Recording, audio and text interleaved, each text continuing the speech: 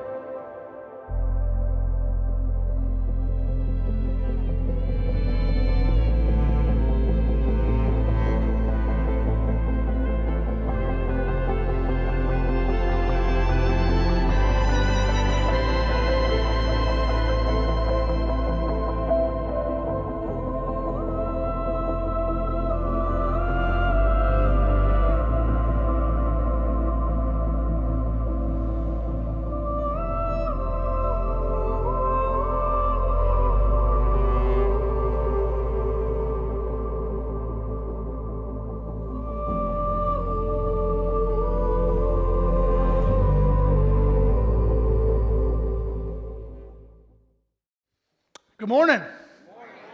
Whew, it is definitely Christmas time. There is snow in the forecast, less than an inch. So if you're under 18, don't get excited. All right, it's just the most disappointing kind of snow, the one that keeps you in school. So we are only 10 days away from Christmas, which is exciting.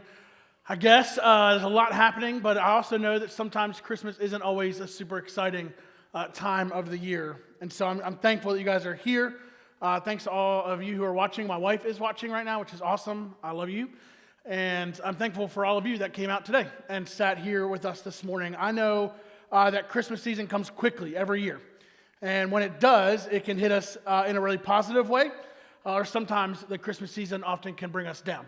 And it's hard for us to find the hope part of Christmas in the midst of the difficulties. And so this morning, my hope is that as we go through, I want to give you kind of the ending, that we will find hope, and that hope is found in Jesus and in who He is and in what He's done. And it's Christmas season that allows us to celebrate that to start with. There was a really key piece of information that was missed when I did my premarital counseling, and I want to give it to you. Maybe you're pregnant in the room this morning, and that's great. Maybe you're not, and you're too young for that, but you're thinking one day you might get married and have a kid. One major key piece of information that was missed in my premarital counseling was how to name your children. And I don't know, maybe you guys did it really well and good for you guys, but there are some really important things that you should know about naming your kids. So I want to give you guys some rules this morning, some naming rules, if you will, that will help us understand what you should and should not do when naming your kids, all right? So I'm going to title this, The Naming Rules Nobody Ever Tells You. Naming rule number one, if you or your spouse ever dated anybody with a certain name, that name has now become off limits forever. Don't even think about it. Don't even name the dog it, all right? Off limits, all right? That's just a big one. You got to remember it. Second one, if you or your spouse ever had a little argument, you didn't like that person, doesn't matter if it was in preschool. If you hated that person, that name is now off limits. Don't name anything it. Don't even speak it. I'm telling you, it's for your own safety and for your own good, all right? And the last one, this one's just like a PSA. This one's free. Take it home. Do what you want to with it. Can we just be more mindful of our first last name combinations? I say this as a former bully in high school. Can we just make sure? All right, that's confession. That's all. All right, take that for what it is. I've repented. I love Jesus now. But, maybe you liked Popeye growing up. And you have a girl and you love to name her Olive, right? It's a beautiful name. It's great. Unless, your last name is Garden, in which case, avoid it like the plague. Yeah. Please don't name your daughter that. Or maybe you really like the name Pearl. I went to a college with a girl named Pearl. Very, nice young lady. But maybe like if your last name's Harbor, let's avoid that, right? Because like just history class will never do her right.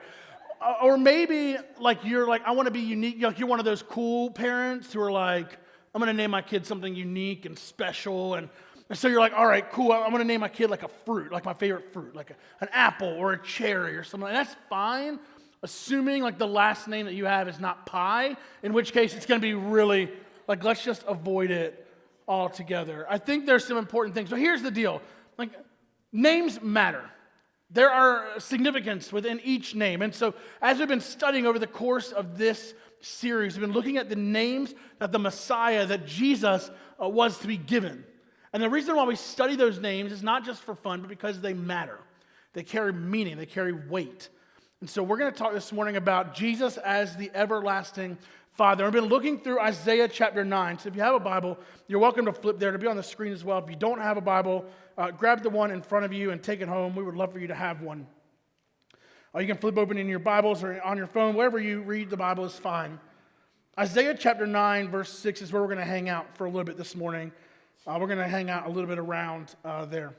It says this, for a child is born to us, a son is given to us, and the government will rest on his shoulders, and he will be called Wonderful Counselor, Mighty God, Everlasting Father, and Prince of Peace.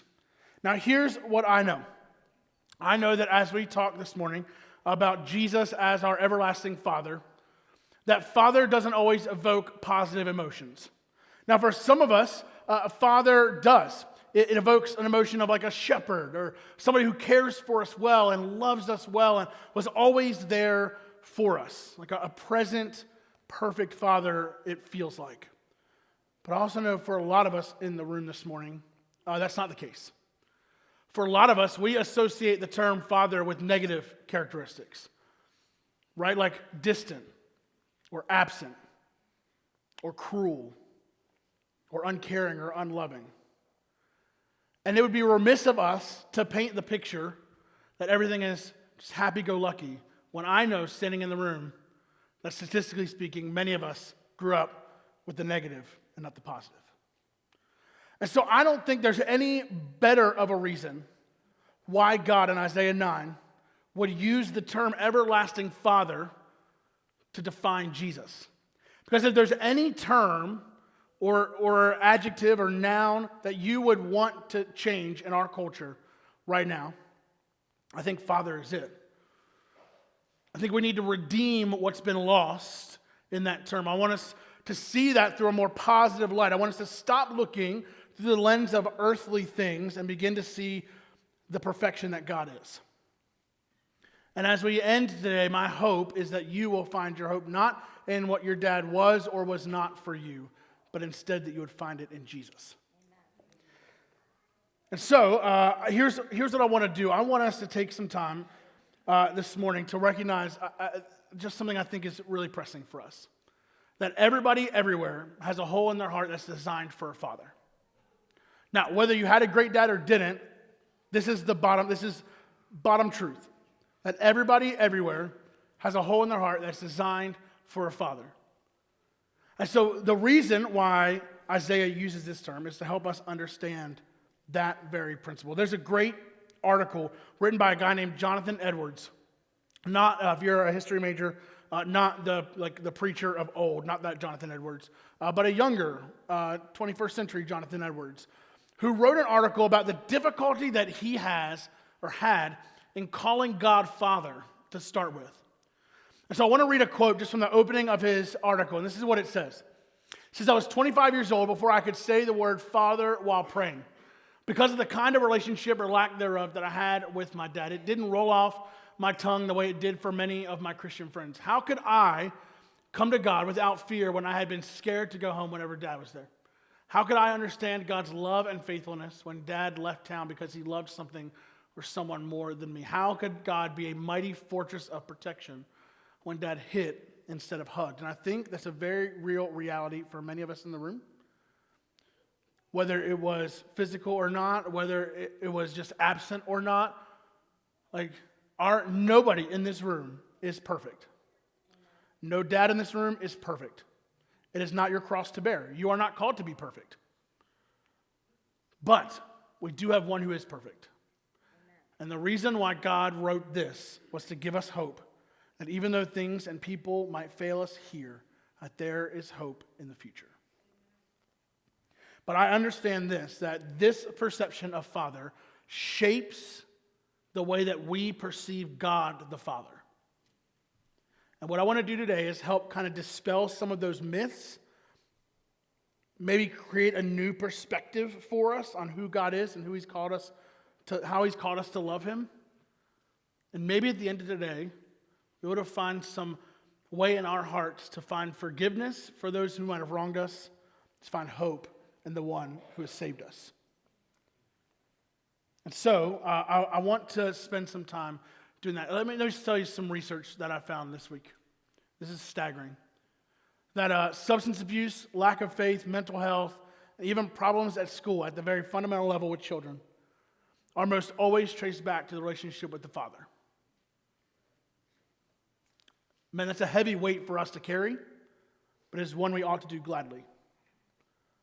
However, I also recognize, as I said earlier, none of us are perfect. So where and what do we give our children as hope? I always tell my kids, I'm going to screw up more often than I'm going to succeed in this life. But God's not. Our role as dads, regardless of if you've been a great dad or a terrible dad, is to point our children to Jesus. Amen. That's the perfection. And to strive every ounce of our being to be that, but recognize that we will always fall short. Amen. That does not mean you're a failure. It means that you're not God. Amen.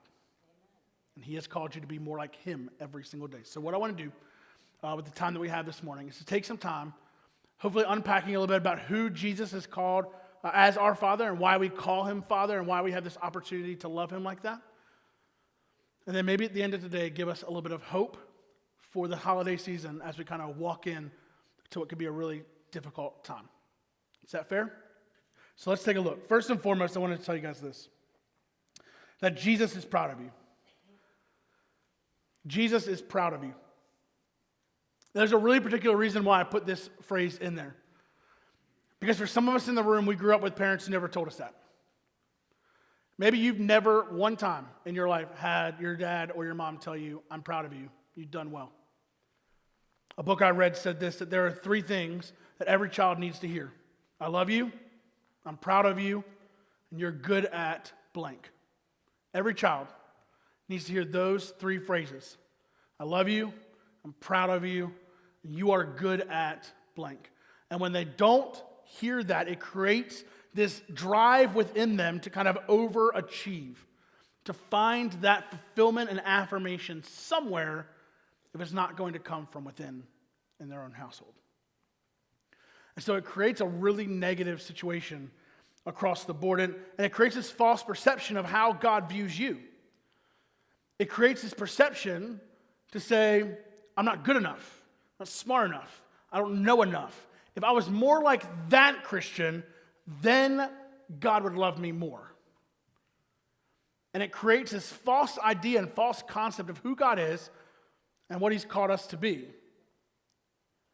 I'll give you an example. There's a guy by the name of Bo Jackson. If you're under the age of 20, you probably don't know who this guy is.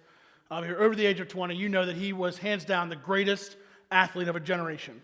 And I'm not talking like won all the MVPs and like Super Bowls. And I'm not saying that. Just hands down, flat out, if you're just to put an athlete against an athlete, Bo Jackson was the greatest athlete of his generation, hands down. He was one of the only players to successfully play professional baseball and professional football at the same time. He played football at Auburn, won the Heisman, because why not? Got drafted first overall, told them, no, I don't want to play for your team. Rejected $7 million contract and went off and played professional baseball instead for the Kansas City Royals. Got voted as an all-star in the MLB. The Raiders called him and said, hey, we want you to come play running back for us, and you can keep playing baseball. You just come on over and play football whenever you're done. He was like, okay. So he played baseball, and then he went over and just went ahead and was like, you know what? I'm just going to go ahead and be an all-star football player as well. Was voted to the all-pro team. Had it not been for a hip injury that kind of ended his football career, who knows what that guy could have been. But hands down, You have an argument against it. If you say Michael Jordan, just walk out of the room. I have no time. I know he played baseball, but he never played real baseball. He played minor league. It's fake news. All right, here's the deal. And basketball is not a real sport. So here's what I know. I'm sorry, that was just for this crowd. I didn't even say it last time. So Bo Jackson, this premier, dominant, incredible athlete. You look at him, you're like, man, that dude, he's got it. Right? Like, he's got it all together. He probably had parents who supported him, who put him in, who really like, yeah, we love you, Bo. Go, go, go. This is a quote he said. It's incredible. Read this. My father's never seen me play a football or baseball game. Can you imagine? Here I am, Bo Jackson, one of the so-called premier athletes in the country.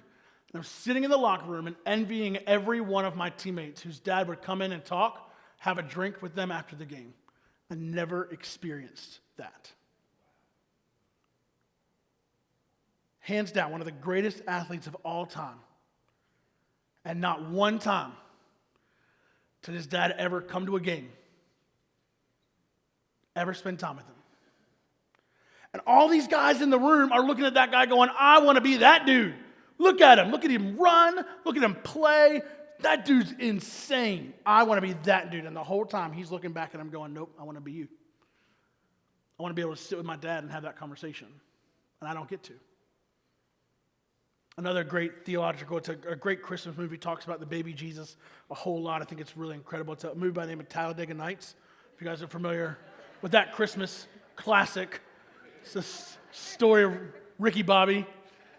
It's not a Christmas movie. They do mention baby Jesus, but don't watch it. It's not a Christmas movie. I had to watch it for research this week. It's fine. It's good. In that movie, though, Ricky Bobby, played by Will Ferrell, buys tickets and puts them at will call every single week for his dad to come to a race. He's a NASCAR racer. Every week, he puts them at will call, and every week, they're still there at the end of it. Every week, his dad is never there. And it created this insatiable desire for him to be affirmed, for him to achieve, for him to figure out the next thing so that somebody could tell him that he was good enough. And even though he longed for that, no matter how many people in this world tell you that, you will never find that satisfaction. It's a great hope for us, though, that Jesus is not like that. Amen. Jesus isn't that way. There's a great passage in Isaiah 49, just a couple chapters over, Isaiah 49:15. And up to this point, God's here writing through Isaiah, and he's saying, like, Jerusalem is saying, the Lord's deserted us. God's forgotten about us. Maybe you're in the room and you feel that same way. In verse 15, it starts off by saying, never can a mother forget her nursing child. Can she feel no love for the child she has born? But even if that were possible,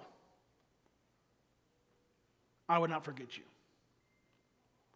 And I love what happens right here. It's almost as like God understands, like, women are far more perceptive of things. I'll give you an example. Like, my wife, right, she's amazing. I'll come in the house and she'll be like, did you see that bump that's on Aiden's left shoulder blade right underneath that one mole underneath? I was like, he has a mole? What's that? Like, what?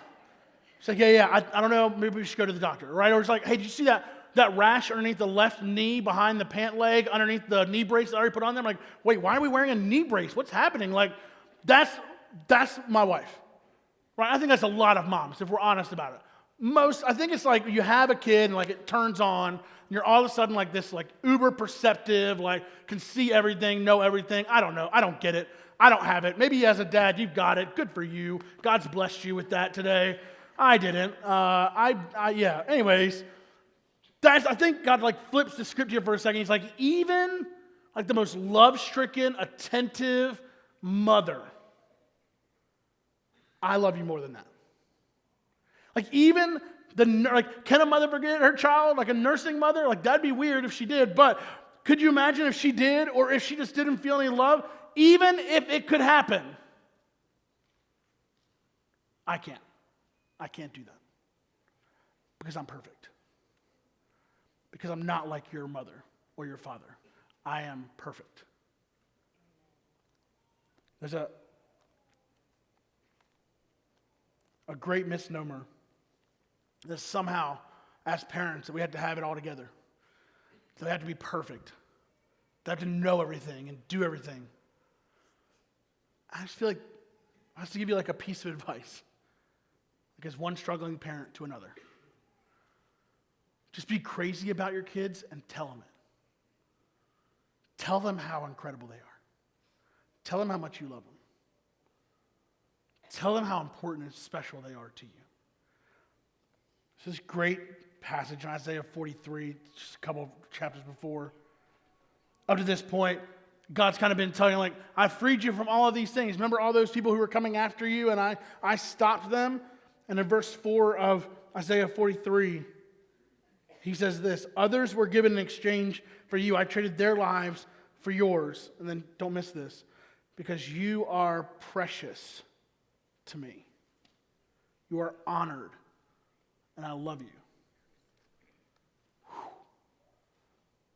Could you just imagine somebody saying that to you every single day of your life? You are precious to me. You are honored, and I love you. And that is how God speaks of his people.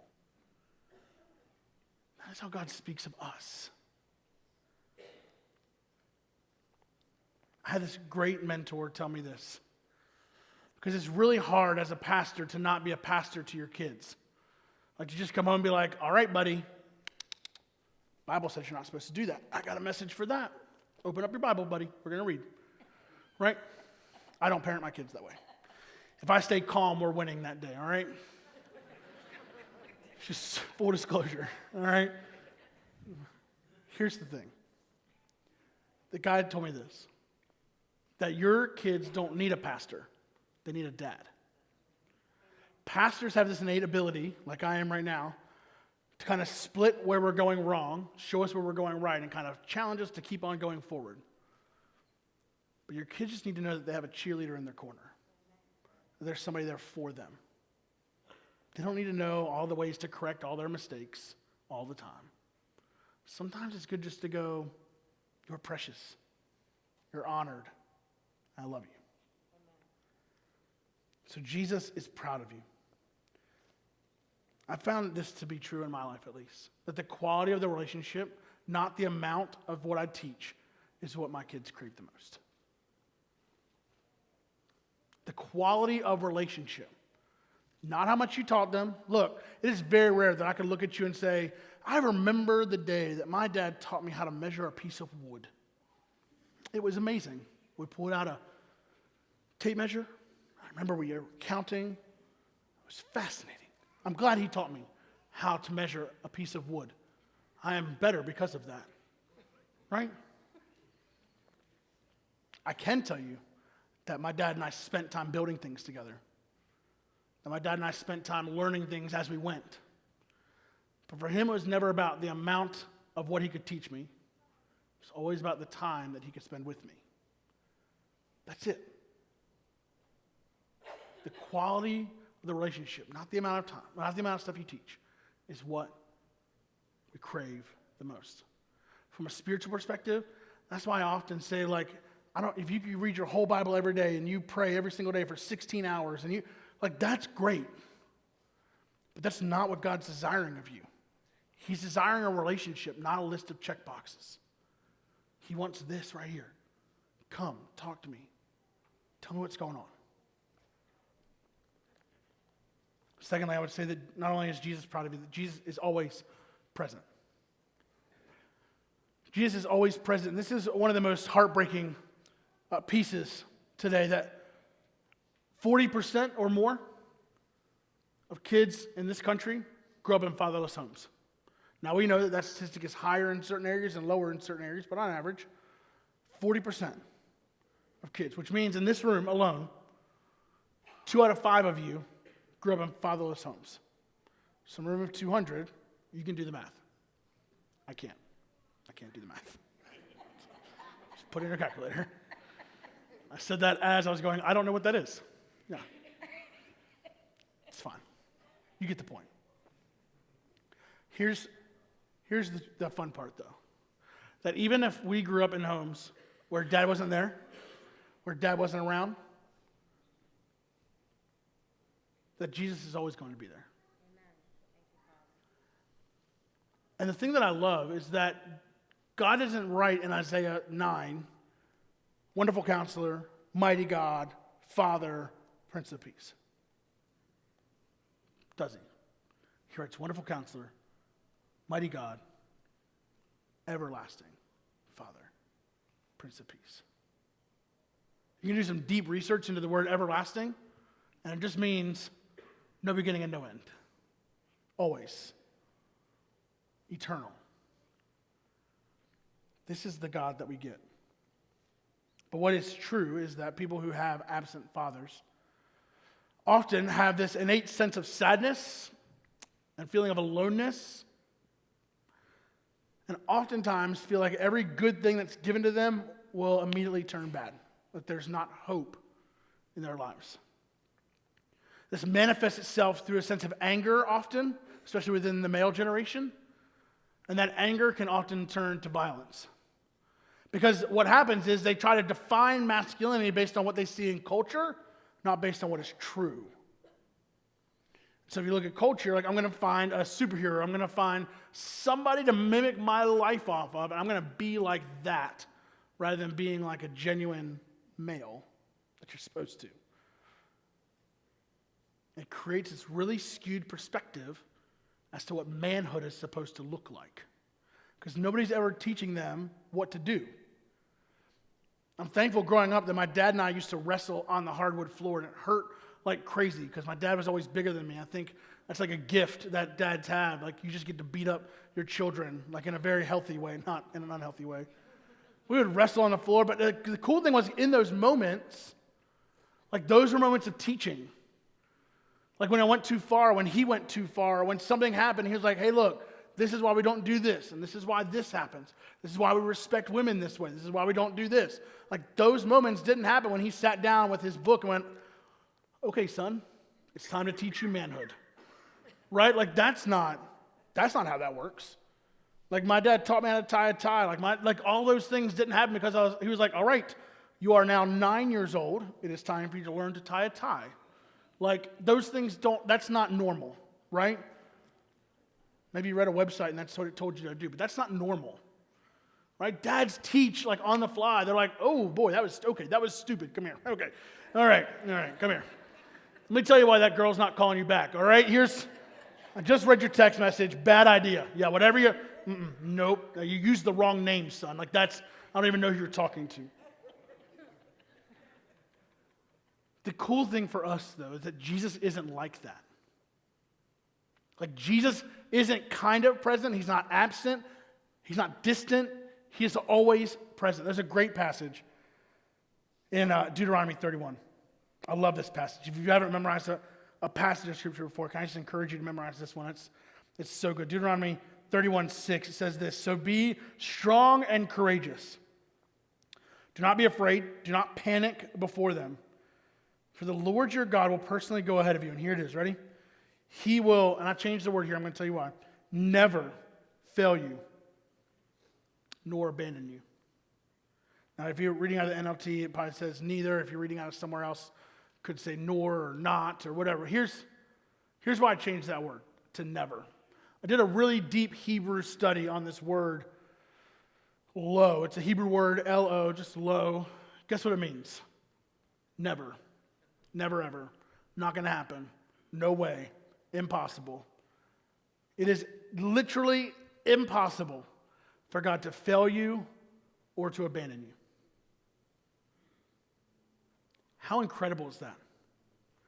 It's a tall order. But even in our darkest hours, God is there. He is present. He is with us. Even those times where you're wondering, man, like I wish my father was here right now, but I didn't get that. God is there. He is present. And we have to find our hope resting solely in Him alone, in those times where we're hurting the most.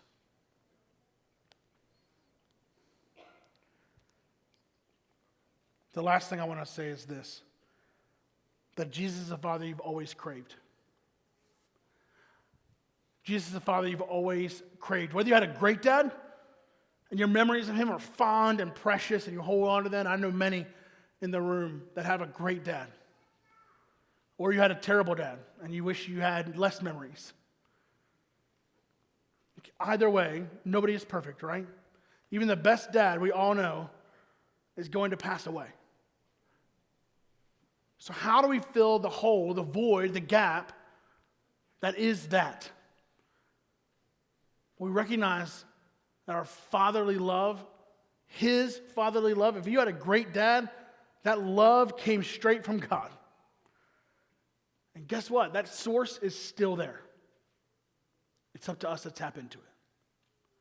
Because at the end of the day, Jesus is the father that we've always wanted. Even the best dad screws up. Jesus doesn't. And this is what we're trying to get after. And I love that he says everlasting, right? Never going to end. He'll always be the father that we've craved. Because here's a great concept for us to walk away with. The fatherly heart of God is revealed through Jesus. That Jesus coming to earth at Christmas, living his life, doing everything that he did, he revealed the heart of God. And the heart of God was for his people, to sacrifice for his people. He could have taken a much better option, right? He could have just stayed in heaven and did all that thing and never come and came to earth. We would not be here celebrating Christmas. We could have been doing something completely different. And yet instead of taking the easier, better option, he took the option that reunited you and me to him. That brought us back together into relationship. He took the first step. Not you, not me. He came down and took the first step to restore what was broken. That's because he's revealing the fatherly heart of God to us. And even if this morning you're in the place where you're overwhelmed with, man, I've messed up, I've screwed up, I haven't put myself in a position where I've loved my kids well. Look, can I just tell you that there is an incredible opportunity for you. Whether you're a mom or a dad in the room and you feel like the relationship with my kids is broken, or whether you're a kid and you feel like the relationship between you and your parents is broken, you'd be surprised to see how far an apology could go. And here's the kicker. Maybe you go and you apologize and you put your heart out there and they're not having any of it. Then guess what? God is still there and God is still present and you can still cling to him. There's a great passage I want to read you guys as we wrap up today. And Zephaniah 3. It's in the English Standard Version. I feel like the power of this verse, it's just unreal. This is what it says. It says, the Lord your God is in your midst, a mighty one who will save. And then he says this, right? He will rejoice, God will rejoice over you with gladness. Check out this verse right here. He will quiet you by his love. He will exalt over you with loud singing. It's really intriguing me what the writer does here, right? It kind of bunched between these two very loud, obnoxious phrases. He will rejoice over you with gladness. Nobody quietly rejoices, right? Like you don't win the lottery and go, hey, oh boy, right? Nobody does that. You rejoice loudly. He says he'll exalt over you with loud singing. Right? He's going to sing, he's going to rejoice, he's going to sing loudly over here. But in between all of that, there's this phrase that seems out of place. He will quiet you by his love. I love this phrase. Think about this for a second. What does this mean? He will quiet you by his love. Think about my kids. If you were to take a dictionary and open it up to the word clumsy, my kids fall right in there. I think their pictures are right next to it. Anything that they can fall on, they will fall on. It's a gift. I don't know how they do it. We were at my parents' house for Thanksgiving. We had been in the door maybe 10 seconds. Hadn't even taken their jackets off. Right? My son's walking to the living room. I'm telling you, it's about maybe 10 steps from their door to the living room. Turn a corner, living room. Aiden turns the corner, and I don't know what he tripped on, but he falls and he smacks his head up against this wooden, shelving unit, I'm telling you, it looked awesome. But it looked like somebody just like punched him with those like, what are those things? Yeah, you guys are, this is such a violent church. Last service, everybody's like, brass knuckles, buddy. I'm like, yeah, okay, all right. I will not be out front to receive you guys later. So, so I mean, his head was like swollen. It was nasty. It was gross. He was like nasty crying. Y'all know that nasty cry, right? Like the one that's like everything's everywhere, and it's like, oh, this is so good. I can't wait to change. Like my daughter, a couple days later, we're about to turn on our Christmas lights for the first time this season. We're out on the sidewalk, which is flat. So I don't know how this happened. Somehow or another, it's like she was practicing her baseball slide and just like dove across and like scraped up her knees, elbow, nasty cry. Can I tell you what happened in that moment? What happened in that moment? They didn't stand up and go, I believe an urgent care is needed. Right? They didn't wake up and go, he was never unconscious. He didn't get up and go, that very much hurt. I believe an ice pack would be fantastic right now, Father. Right? In the midst of, as soon as Aiden fell and smacked his head against that wooden piece of furniture, as soon as Allie fell and scraped her knees, Renee and I both, this is what we did. We sat down, we took our kids, we put them in our lap, and we held them. We just stopped. And we quieted them with our love. We didn't do anything else. We just sat and held them as they would cry. That's what God's talking about. He's like, man, when you do something incredible, I'm going to rejoice. And I'm going to sing so loud, it's obnoxious. But in those moments where you need me the most, I'm just going to hold you. And I'm going to let you know that everything's okay.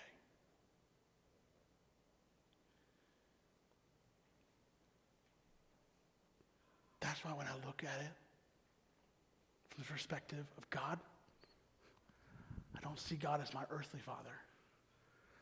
I see God as my heavenly Father, the one who's holding me, telling me it's going to be okay. I got you.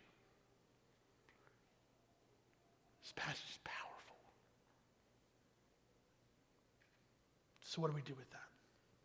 How do we respond to a God who's been so gracious to us? I want to give us some tangible next steps this morning, some ways that you and I can respond. Maybe this morning, your next step is just to accept the forgiveness that God's given you.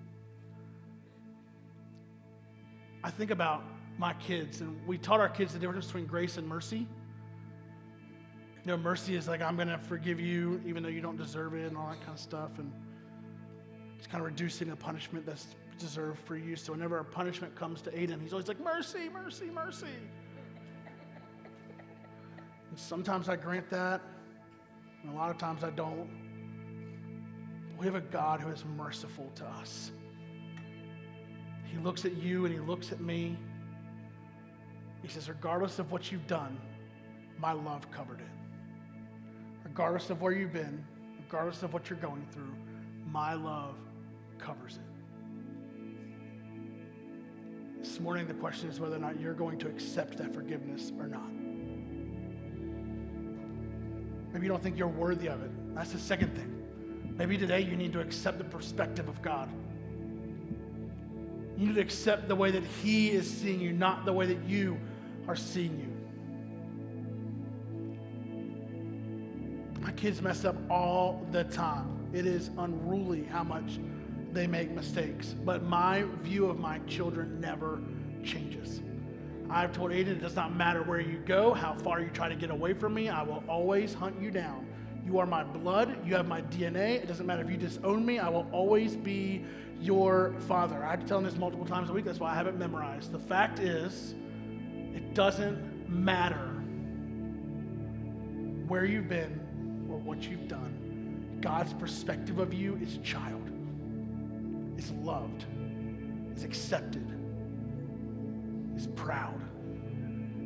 He will exalt over you with loud singing. He will rejoice over you with gladness. He will always hold you in the midst of difficult times. Maybe this morning you just need to accept the adoption by the Father. Maybe this morning you don't even have a relationship. You don't know what that looks like.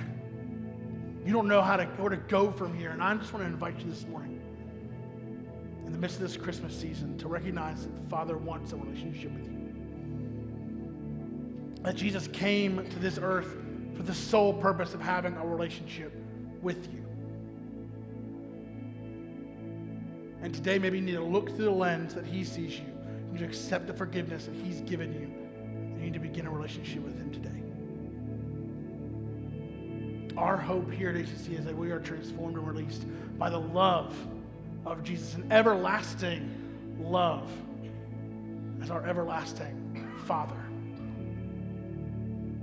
For a lot of us in the room, the difficult part is that we're still viewing God through the lens of our earthly father. It affects our ability to have a genuine relationship with God because we either don't think we're good enough, we think he'll leave us, we think he's abandoned us, whatever it might be, whatever perspective you're bringing to the table. I want to share with you a quote that radically changed my whole perspective on this. It was a game changer. I want to share with you this morning. It's this, that God is not the reflection of our earthly father, he's the perfection of it.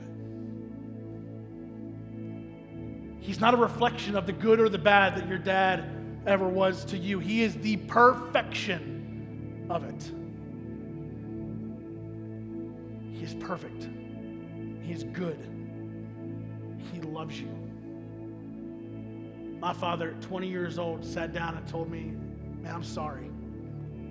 I'm sorry I wasn't the dad that you needed growing up. And we laughed and we cried and we hugged. And that was a game changer in our relationship. It shifted the way that we see each other now. But I know that's not possible for all of us. And for those of us in the room that maybe are like, man, my dad's passed away now, or there's no restoring that broken relationship, man, I just encourage you this morning to cling to the Heavenly Father instead. To not view God in the reflection of the failures of the past, but to see him as the perfection of everything you dreamed of instead. We see God do incredible things in your lives. Today, I want to invite you in just a moment, if you would, to stand. We're going to pray, and then I'll invite you to stand. And maybe this morning you just need to spend some time praying. Maybe in your seat. Maybe you want to come down here. Maybe you want to find one of our staff or one of our prayer team. I don't know where you're at today, but I know that people need time this morning to reflect on what God is doing in their lives. We're going to sing a slower song. We're going to allow for the Spirit to move. I just want to encourage you in this time to not leave here unchanged, to cry out to Jesus, to find peace and rest and hope in who he is, because he will never fail us. He will never abandon us. He's proud of you. He's here. He's everything you've ever craved for. Will you pray with me? Jesus, thank you so much for the hope that you give us in your salvation. The hope that you give us in reflecting the fatherly heart of God to us.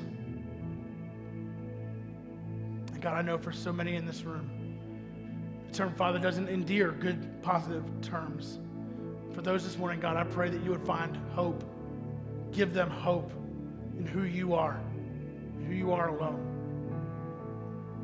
For those this morning who had a great dad, I pray that they would hug their necks a little tighter, but equally point them to Jesus.